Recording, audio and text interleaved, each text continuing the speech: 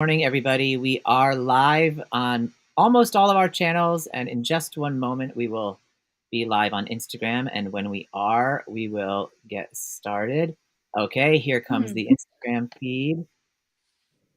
Okay, so we are now live on all of the platforms. So good morning, everybody, and welcome back to Hot Mess Life Coach Season 5, Episode 9. We're going to talk about judgment versus curiosity. But before we do, I just want to say we missed you last week. I was feeling a bit under the weather, so we didn't have the program, but I forgot to delete the online event. So for those of you that were hanging out at 9 a.m.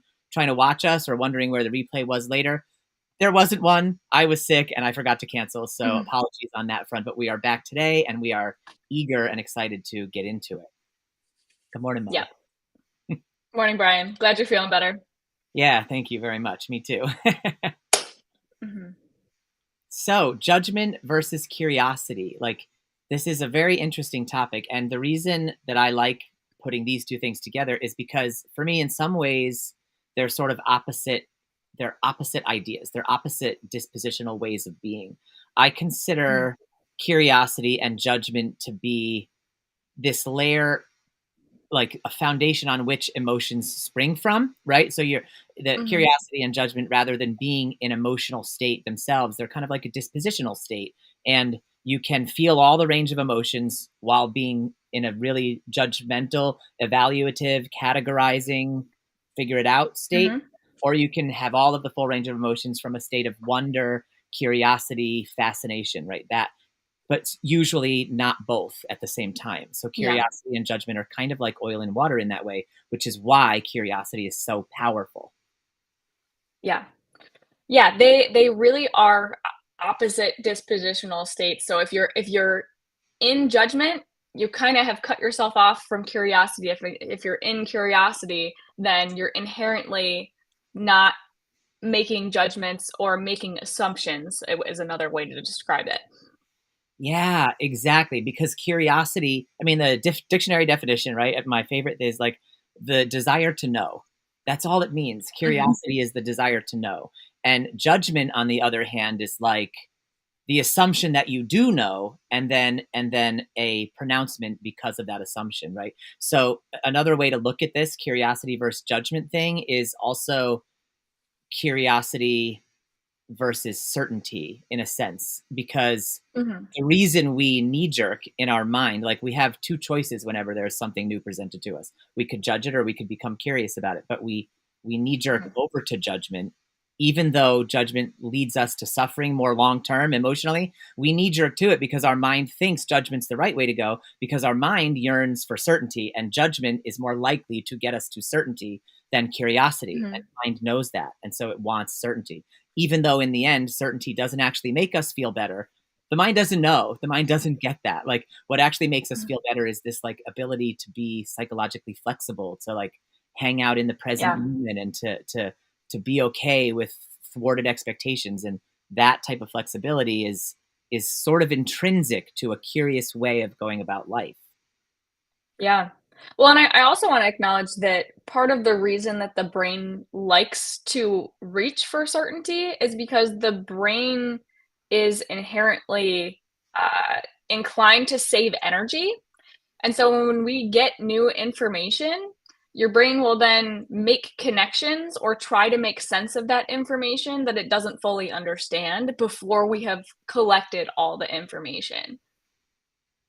Yeah, exactly. The mind is running around already trying to make sense of everything before it even has all of the facts, which is like this is where the idea that like every aspect of us deserves our compassion and our kindness and our self-gentleness too, right? Because like that part of our mind racing around trying to make sense of things before we have all the facts, like if that was a human being running around trying to make sense of things before it had all the facts, you would be like, yo, dude, calm down. We don't have all the facts. Chill. You know what I mean?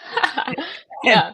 and if you were underslept or undernourished that Yeah. morning, you might deliver that message to that person really grumpily because, dude, you should know, chill out until we have all the facts. That's how we would tend to then deal with that part of us, right? Like, whoa, come on, stop. You're making knee-jerk decisions. Come on, calm down. We don't have all the facts. But that part's just trying to be an ally, just like that crazy person. Like, they're trying to solve something. They're trying to figure it out. They're trying to make themselves safe. or that Yeah. part of us is trying to make you safe, right? So it needs the love and kindness too. This is the exact place where curiosity becomes so powerful for me, because it's like we can become curious about the world, but it's like when we become curious about how we operate, that curiosity, if we can do it often enough, it's like practicing it like reps in the gym, it becomes the voice, the stronger voice than the inner judge.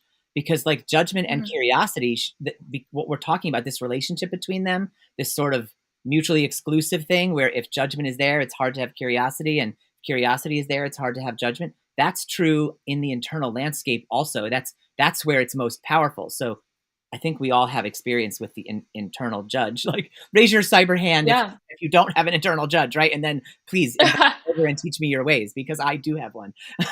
Mhm. But if we can create a dominance inside where that knee jerk evaluator becomes, I wonder, I wonder why that's happening. I wonder why I got Mhm. so impatient in that moment. Huh. Wonder what that's about. That's Yeah. suddenly a whole different internal conversation. Like, that internal kindness leads out into all kinds of areas. And the beautiful thing about it is when you're curious that way towards your internal system, it actually will open up to you. But if you're not, if your judgment is there towards the internal system, it will close down towards you. What that looks like internally is whether you can have flashes of insight more readily, and self-awareness, and like intuitive nudges, right? Like that's the result of that in life with another person. It's like whether you Yeah. have a good relationship or not, right? Mhm. So let's play with an example, and I'm gonna pull an example from the 4 agreements, which there's one agreement that is about judgment. It says that the 3rd agreement is to try not to make any assumptions, which Yeah. essentially what that means is we wanna make it our goal to not judge what we're perceiving and make meaning of it before we have all the facts. But the example that's offered in the book is you're at a mall and you're just kind of minding your own business at the mall, and someone else, probably in the example, someone relatively attractive looks at you and smiles at you. Mm. Your brain could make the assumption, oh, that person likes me. And then you could create this whole fantasy in your head of like, oh, and like we're gonna go on a date and then we're gonna get married, and like your brain can make assumptions and then make leaps and bounds of meaning from one individual moment that we really don't know what it means. Maybe they're just nice, maybe they're just smiley, maybe they, are having a good day and they, whatever. It could have absolutely nothing to do with you. Um, but if we make an assumption about it, if we make meaning of it, then it could potentially create it like plays with our feelings essentially. It could create, suffering later, but it essentially plays with your feelings to have made meaning of something without really knowing or collecting information to know what's really going on. And I mean, in a situation like that, you're probably not even going to talk to this person, right? But Depending on how strong your fantasy is, you might go right up to them and ask them to marry you. yeah, right. And if you do that, then you're probably going to experience some suffering. Yeah, exactly. Like that thing that our mind is designed to make meaning. So even that, like, it's innocently trying to make meaning, and that's where the not making assumptions, not falling into the judgment becomes so key, because the mind's natural process is to make meaning, and if we're not careful and we just allow ourselves to make assumptions along with that meaning, the danger for the human is like the mind made meaning, and now I have a decision to make. Do I decide that the meaning that my mind made is truth? Like, for me, Yeah. is it aligned with where I'm trying to go in my life? Is it on the track to my values? If the meaning I'm making out of it doesn't align with where I'm headed and what I really want out of life, then it's not the truth, and I can employ curiosity or doubt to let that meaning fall back away, right? Like, so in your example from the mall, like, oh my gosh, it means that we're gonna get married and have this great life and the kids, and now I'm picturing my tuxedo and it's so soft on my skin, blah, right? All that stuff. Boom. That's like so much like meaning that I make of it, right? And then if I go in that moment, like, wait a minute, it's not true, then okay, then Yeah. I'm right back into my present moment again. Like, boom, because it's like, Yes. okay, my mind made the meaning. I'm not mad at my mind for it, but I also know it isn't the truth, and I just go on with my day. Or the other thing you can do, this is where curiosity, you can just have fun with it. You can become curious. You can say, instead of saying, they smiled at me, so it means this, and that's what you've done with your fantasy. Instead, you go, they smiled at me. I wonder what that could mean. And like, if Mm, you don't, depending on where your curiosity leads you, like it may lead you to go talk to them, but you would be going and talking yeah, to them from an open, grounded, sort of non-attached place, because that's the other aspect of curiosity. Curiosity yeah, has this quality to it that doesn't need to be certain of the answer.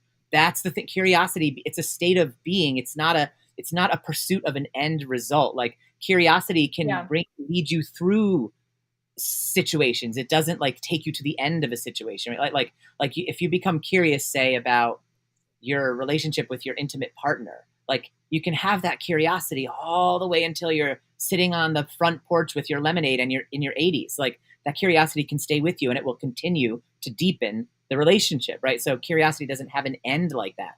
That's the beauty of it. And because it doesn't have an end, it's not searching for an answer. Because it's not searching for an answer, it is inherently non-attachy. Like the nature of curiosity hmm is to be non-attached. And that non-attachment is it's a part of psychological flexibility. And it's also, that's non-attachment thing is what many of the mystical and spiritual traditions are sort of echoing and saying. This non-attachment hmm thing is what helps you to walk through life without so much suffering, because you're not being pulled around by all the stuff, right? And curiosity, walking through life with curiosity, it allows you to be non-attached, because curiosity sort of centers your attention in on, what am I actually fascinated by? What am I bewitched about? What do I naturally wonder about? And so your hmm attentional energy is no longer wasted. It's always it's always rich, yeah. where we enjoy the things So we're curious about. yeah, well, and something you had said before when we were talking about curiosity is that it requires presence, which is partially where that Mm. richness comes from. Yeah. Oh, no doubt about it.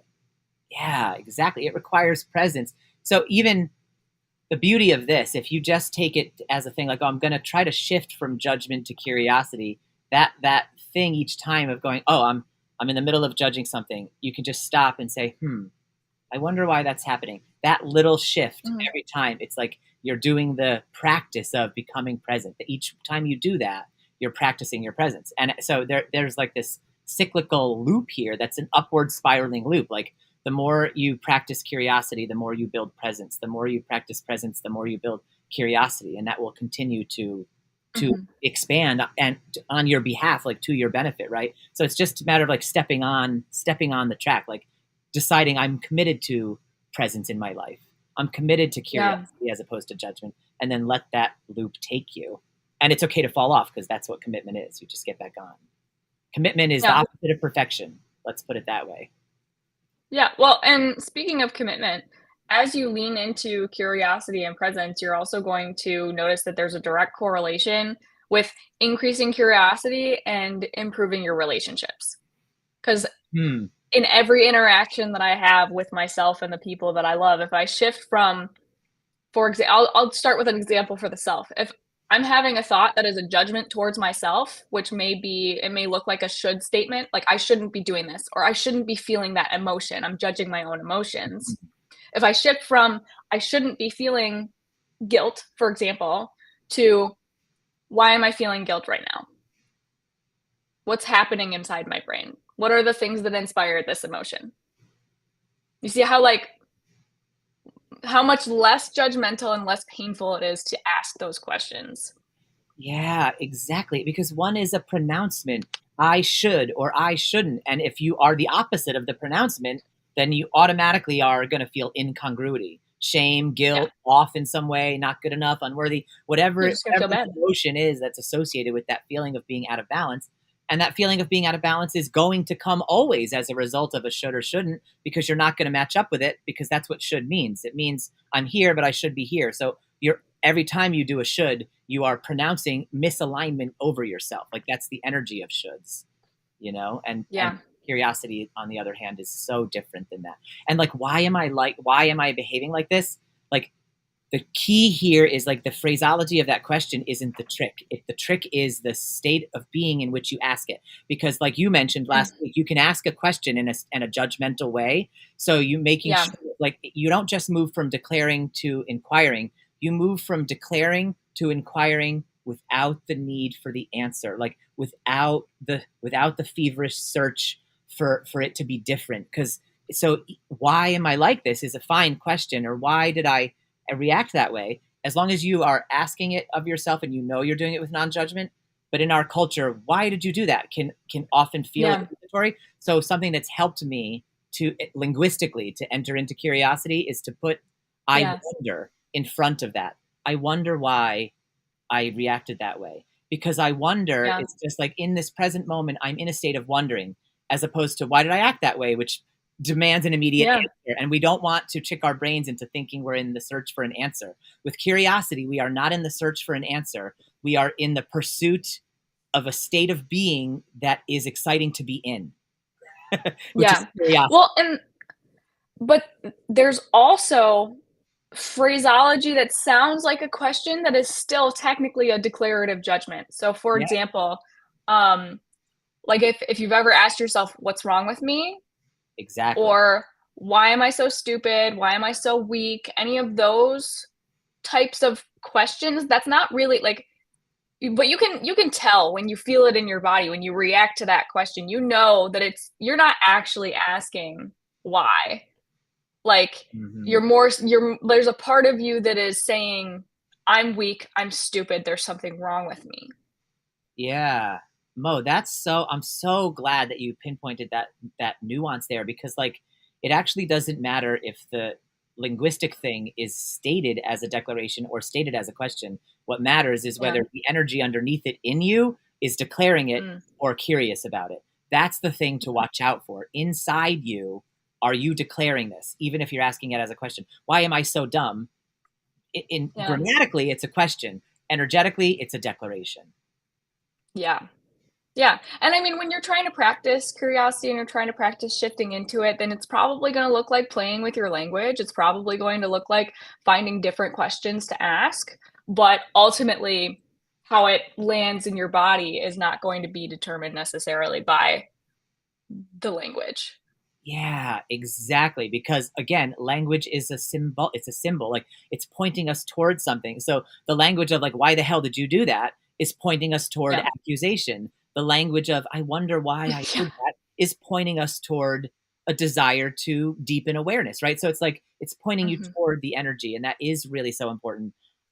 Another way I heard this recently from the guy who founded ACT Therapy, Dr. Stephen Hayes. I'm taking a course of his, and Mhm. he talked about Oh, language. nice. He said, um, language is referential, and then he talking about what we're talking about, how it's symbolic, and then he said the word reference actually comes from the word ferry, like for inference, and it's to re-ferry, so it means to carry again. So language literally carries the meaning again. So everything made of language is already in the past. It's already symbolic, and it's just carrying the meaning again to your mind, right? Like, Mm, so I just loved that, and like that's so it's only important for this conversation to know like language is an entry point for you, but we are going to the place of this energetic shift, this perspective shift where your body and mhm, mind starts to become a little more comfortable with the idea that certainty actually hasn't worked for it. So it's like, don't take our word for it that like, oh, you're going to stop wanting to be certain and start being curious, and that's going to solve all your problems. mhm. It's more like you get contemplative. This is where curiosity helps you. So before even taking our word for it and changing your whole life, just try the exercise and get curious about certainty, and then check in and say, what does my own experience tell me about my pursuit of certainty and what that leads to? And you will start to discover what it leads to for you. And it'll be different individual answers for people, but oftentimes it's a lot of comes with anxiety, maybe depression, some sort of limited feeling, limits and traps around this like pursuit of a thing we can never have because we can't have certainty, right? And so when you're in pursuit of a thing you can't have, there's a feverishness about that. So it's like, notice that for Yeah. yourself and see if it's worth, Mhm. see if you can become curious about this other way, and let the curiosity about curiosity lead you down this path. Yeah. I I also wanna mention that sometimes when people hear the word curiosity, it kinda sounds like bubbly, happy, like kind of just like a overly positive kind of a concept. Mhm. And when you look at like any deep practice or study of how to reduce suffering in your life, whether that be in Buddhism or in the Four Agreements or elsewhere, pretty much anyone who is primarily concerning with themselves with how do I reduce suffering in the human experience, they're going to hold up like playful curiosity or a practice of curiosity and wonder as a means to do that. So it's not just like this thing that like is kind of fun and sounds good. It like genuinely is a solution to a lot of the problems, frustrations, discomfort in relationships that most of us experience on a regular basis. Yeah. Yeah, so beautifully stated. I mean, our we live in this culture that's it's so steeped in certainty, we don't even realize, like, if you look at all the political divides and the things like that, like, in the end, like, the we say, "Oh, those are issues of ideology," but underneath that, they're issues of certainty, like, because if you Mhm, had an ideology, but underneath that ideology, you had flexibility and curiosity about how it might mhm. maybe the ideology is dividing me from people, maybe the ideology doesn't solve every problem for every aspect Yeah, of humanity. Maybe the ideology is missing something, right? Like if you have curiosity about your ideology instead of certainty, then our whole political landscape would look different. So it's just one example of like where our this sort of opposite way of being in the world can have cascading effects. And like you were saying, it is a yeah. central element of an enlightened mind. Like if you're on a reducing suffering is like where we're at, right? And if you reduce suffering enough, you end up on a journey towards enlightenment. Either like they're the same, right? Those are the sort of that's the where we're headed, and like that's Mhm. curiosity is that like because enlightenment, the concept in with the cultural taboo, it's got all this stuff. Well, enlightenment, what? How? We're never gonna get. But all it means is to walk through your experience on the planet feeling lighter, that you have been enlightened, like that. That instead of the heavy slog through which you normally walk with all your suffering and all your false beliefs and all, instead you kind of just Mhm. well, that's all it means to be enlightened. Like it, that's it. You know what I mean? Like you don't need to be on a mountaintop. You don't need to shave your head. You don't need to be part of an ism. Like and that just curiosity gets us there. Curiosity is the beginning of getting us there. Like I'm not enlightened, but I am determined to seek it throughout my whole life because that's the path that reduces my suffering. And the more and more I push towards it for myself, the more joy I end up with each day, even Mhm. without certainty. Yeah. And you do seem like a relatively joyful person, Brian. Thank you. Mhm. Albert Einstein said it best. He said, "I have no special talents. I am only passionately curious." Mm. And I mean, that's Albert Einstein, right? Like cutting edge guy, like flipped Mhm. quantum physics on its head, like huge contributions to society. And he himself is saying, like, I have no special talents. I'm only passionately curious, which makes sense to me Yeah. because like there's all this research about curiosity, which we didn't really touch on too much this morning, but in really briefly, like a whole bunch of different research studies from many sectors of society, and these are some of the benefits of cultivating curiosity. It reduces anxiety. It makes it easier to learn and retain information. It makes it easier to stay in a state of discovery and exploration. It makes it easier to create and deepen intimacy in relationships, which we touched on a little bit, like for obvious 100%. reasons, right? Like, and it It's sustains a big attention. one. If you're curious, it sustains your attention. The study about this was basically like if you have interest in a subject, you could lose interest. If you develop curiosity for the subject, that will sustain you over a lifetime or over the entire time towards mastery, right? So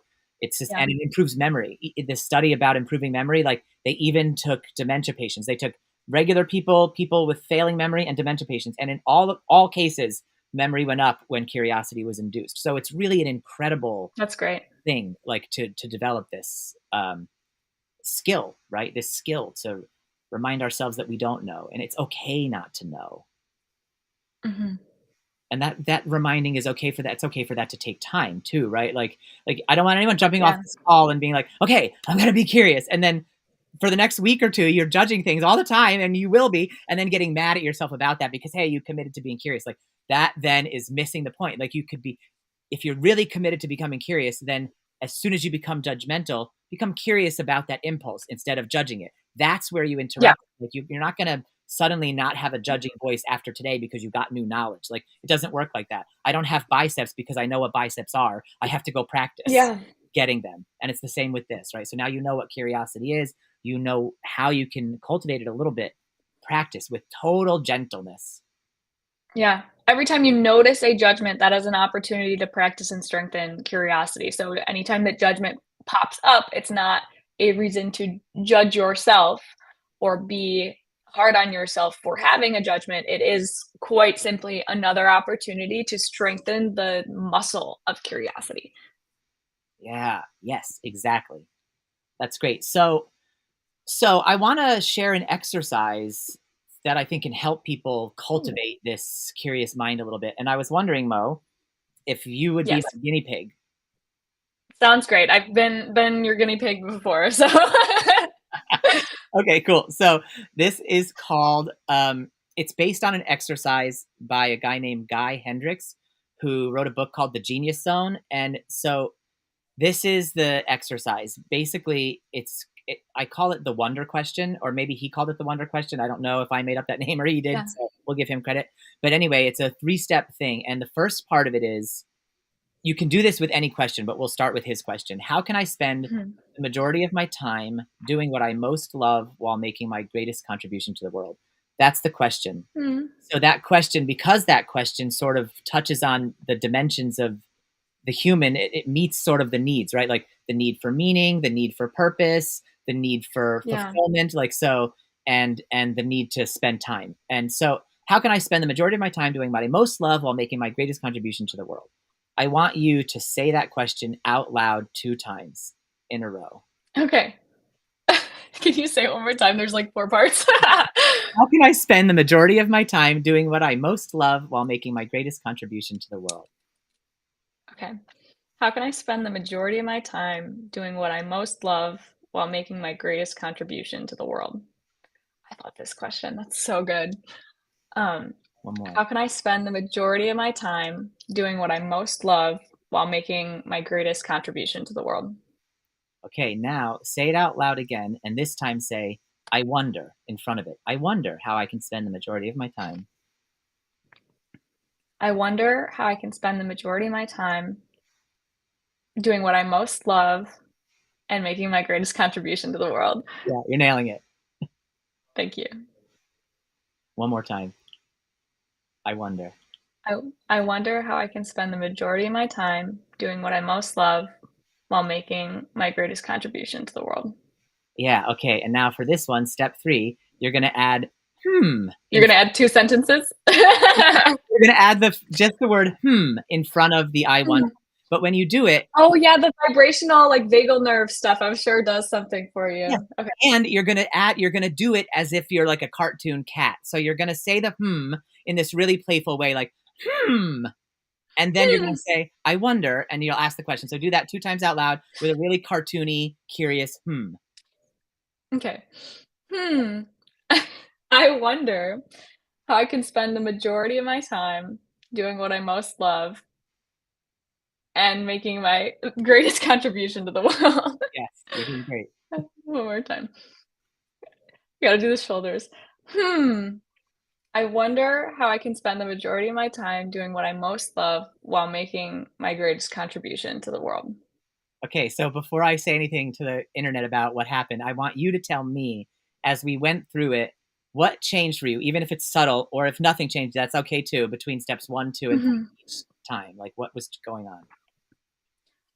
2 emotions emerged. One was like a relaxation or like a, uh, softening, and the other one was like sort of a playfulness or uh, like having fun, being not amused, but joyful. Yeah. Yeah. So softening and then like the playful thing, like that's exactly it. And like that there's no guarantee that this is going to happen every single time for everybody with every problem, but Yeah. it does happen a lot with a lot of different problems. So you used it on the miracle question or the wonder question, right? Like because that wonder question is great as a central thing. Like if for work with Mhm. clients and stuff. But if that's not your issue at the moment, like you're not wondering about where your contribution is to the world, but you might be wondering something else, or maybe you're not wondering, but you're still in the judgmental place. So I just want to, how the exercise can apply. Like you might be saying, why did I do that? You know what I mean? Or why am I such a fuck up or whatever it is, right? So thinking about that, right? Now you do this. I wonder why I'm such a fuck up. I wonder why I'm such a fuck up. So instead of why am I Mm. such a fuck up, which is an accusation, you're wondering about it. So you're not even backing up so far as to take the judgment away. We're not even asking you to Mm. go giant. We're saying just go 1 degree away from declaring that you're a fuck up, Yeah. saying, I wonder why I'm a fuck up. That is the softening that Yeah. you described. It's just there in that word, in that it helps pull you dispositionally into the energy, right? And then when Yeah. you're soft, if you went from why am I a fuck up and you tried to do the cartoon cat, you would drop the exercise. That's why the stair step thing is important. So once you feel Yeah. the softening, there's more parts of you in that softness will be willing to do the extra thing with the and then that'll bring you Yeah. into a little playful place where the curiosity can be genuine. So this is the idea, Yeah. even with a thought like, why am I fundamentally broken? If you do this exercise and you're asking yourself, I wonder why I'm fundamentally broken, like it may change it. Yeah. It may shift it for you. And also just the virtue of saying the stuff out loud, not on top of the steps in the linguistic thing I gave you, just saying it out loud alone often lends to the absurdity and takes away the feeling of truth in words. So there's that Yeah. added benefit too. You do this out loud and you do these linguistic mechanics and it's bound to help shift you away from that intense Yeah. identification with your thought as truth. Yeah, and I'm not sure how much of a baseline of self-compassion you would have for this other thing to happen, but I know for myself, if I were in a strong self-blaming place, like, "What is wrong with me?" and I did that, my brain would start to, because obviously, as coaches, we've practiced doubting our thoughts, we've practiced being curious. I know my brain would eventually be like, actually, like, it's understandable that you did what you did because of this, this, and this, and I don't blame you for that. Like, Mm. when you have been practicing curiosity, when you have been practicing self compassion, then when you start challenging even the thoughts that sound the most self blaming, and you're curious in that curious open energy, naturally there's going to be some more compassionate voice that emerges. And I think part of it is having a background of practice, but another part of it is just, I believe, and a lot of other coaches believe, that ultimately at our core there is a compassionate self that exists in every person, and that if we are curious enough, we'll have access to that. Yeah, exactly. I believe that too. And there's so many evidence-based practices that believe that and hearken to that. That's what all the Yeah. mystical traditions are talking about. Internal family systems, which is like totally science evidence-based practice. A core Yeah. element of it is self with a capital S, which is that same thing you're talking about, that Yeah. undamaged and undamageable core part of who we are. Yeah. And one aspect of that energy, that undamageable energy, is a curious nature. That's why, like, Yeah. when you can access curiosity, like, genuinely, you're pulling that compassionate, undamaged center out from where it is, out from inside the smokescreen of the obscurity that we've put on top of it with culture and trauma. And when it comes out from under that obscurity, you feel it more. And when you feel it more, you start to have those inexplicable things of like, oh, I'm okay. Even in the middle of a war torn thing, like I feel okay. Like that in those internal inexplicable things. Like the Bible calls it a peace that passes understanding, because I can't explain Yeah. it to you. And I can't, no words could communicate what it feels like. And if Yeah. you're feeling it, oftentimes the world around you makes feeling it seem illogical. So like this is the thing Yeah. we're headed to, like where you, but it doesn't mean you disconnect from the world when you start walking in this way. Another quality of that self, that compassion, that internal thing is courage, right? It's this desire to engage, this desire to be part of the thing, Mhm. to understand our connectedness. So curiosity is just the first for me of all these words that kind of make up this core part. Curiosity is a good way in, because if you don't have access to self compassion or courage, or clarity or any of those other things, Yeah. you can access curiosity even then, and that can help you go up Yeah. the ladder. Yeah, it can open the door to these other things that you want. Yeah, exactly. Which is why in coaching, we use so many powerful questions to, like, just inspire curiosity and open the mind and help people access parts of their brain that they aren't readily accessing, because that curiosity is what opens the door to all the good stuff. Yeah. Open your door, you guys. Just start just start wondering. Find the wonder in wonder. Yes. Anything else you Mhm. want to say before we wrap up for today, my friend? No, I think this has been great. Everybody, thank you so much for tuning in. We're so appreciative to have you, and we will be back next week for episode 10, Hot Mess Life Coach. Until then, be hot, be messy, and be blessed. Much love, everybody.